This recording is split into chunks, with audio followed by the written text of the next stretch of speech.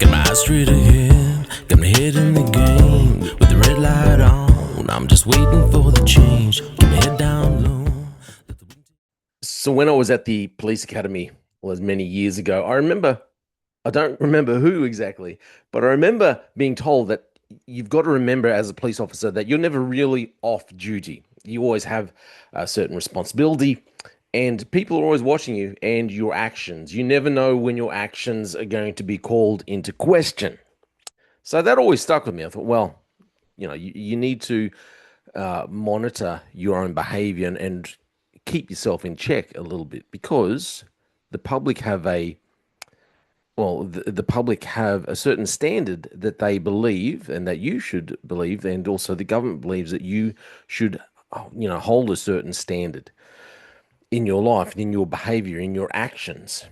Maybe getting into a little brawl on the street.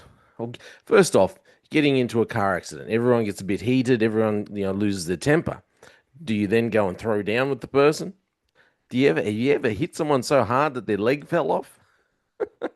So first thing is, always remember that your actions will always be judged differently because you're a police officer, regardless of whether you're on duty or off duty.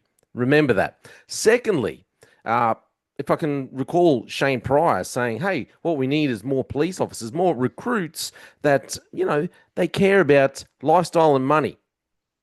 Mr. Pryor, this is what I think you get when you try and attract people who just care about lifestyle and money. You get numpties that fight on the side of the road. Let's check this out. Dramatic new details have emerged in the case of an off-duty police officer charged with assaulting a disabled man. Let's go live to Giselle Manning. Giselle, you have some video showing the moments after that altercation.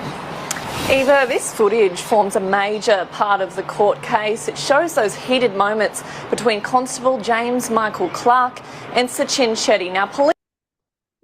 They referred to him as Constable. So remember, you don't have to do assignments and do study and everything to get through to be a senior constable anymore. You just have to spend a certain amount of time on the job to become senior constable. So this is the thing. He's only a constable. He'll only be fresh. He'll only be first or second year or something like that. Maybe third year in the job. Police allege that the two men were involved in a car crash at Clear Island Waters in July last year, both of them pulling over, and that's when the ordeal began. Mr. Shetty alleged he was punched in the groin and tackled to the ground, causing his prosthetic leg to come off. But Mr. Clark says Shetty lunged at him first, allegedly grabbing his face and dragging him to the ground. Now, Constable Clark's lawyer told the court that the issue for the trial was whether he was provoked or not. Okay, so remember this. The issue is whether he was provoked or not, okay? That's what they're saying. So self-defense, was he provoked? Was he just acting to defend himself?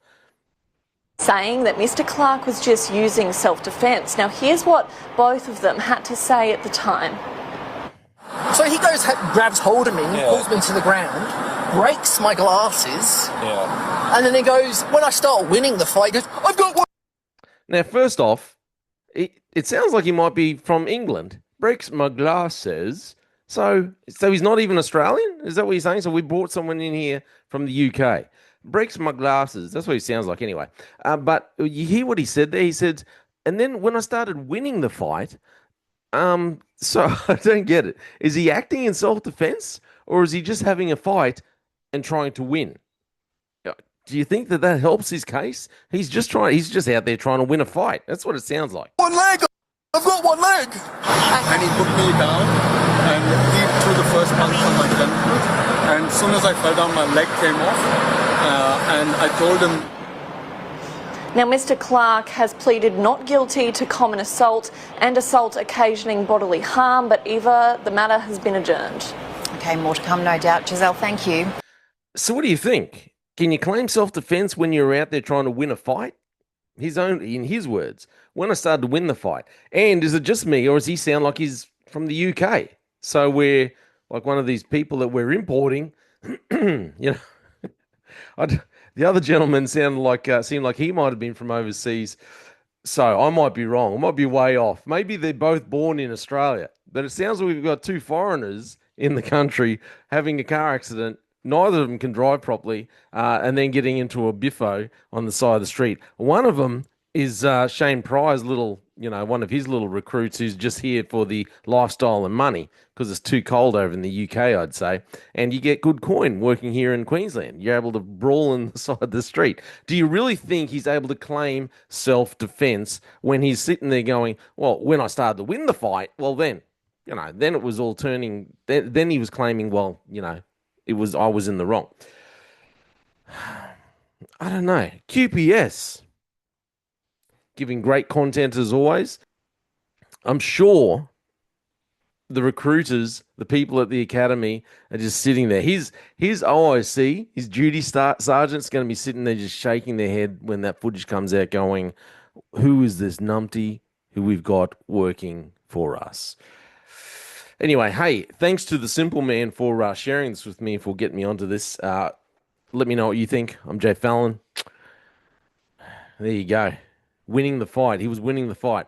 But like I said, you're always on duty. I don't like the fact that they always classify them off-duty police officer. You're a police officer. You're always working in reality. I'll tell you one thing. They say off-duty police officer, but if he had have been there and Johnny on the spot and had have thwarted a crime of some sort, then they wouldn't be calling him off-duty police officer. It would have been hero cop. Nothing to do with being off-duty. Anyway, this is all my opinion. I'm Jay Fallon. Thanks for listening to Slippery Slope. They just fuel a desire that will take me higher. I'm on fire.